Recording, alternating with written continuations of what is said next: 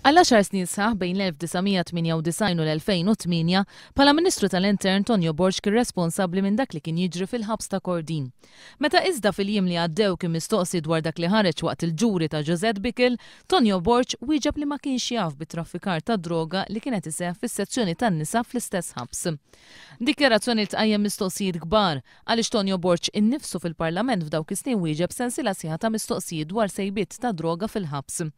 Għal-mistoqsija parlamentari li saritlu f'Novembru tal-2003, Tonio Borg kien qal li bejn l-1999 u l-2003 kien hemm 27 sejba ta' droga. F'Settembru tal-2004 mbagħad kien qal li fl-ewwel 8 xhur ta' dik is-sena kien hemm 11 sejba oħra ta' droga. F'Jannar tal-2006 Tonio Borg bħala Ministru tal-Intern kien informa lill-Parlament li fuq medda ta' 7 snin kienu 360 it-testijiet tal-urina ta' priġunieri li rriżultaw pożittivi għad-droga. F'Mejju tal-2006 kien qal li matul is-sena 2005 kien hemm 34 sejba oħra ta' droga fil-ħabs.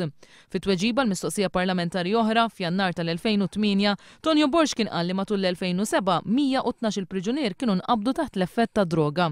Dan kollu jikkonferma li minkejja li llum qed jgħid li ma kienx jaf x'kien għaddej fis-sezzjoni tan-nisa fil-ħabs, bħala Ministru tal-Intern Tonio Borg kellu f'idejh id-dettalji kollha dwar it-traffikar ta' droga fil-ħabs.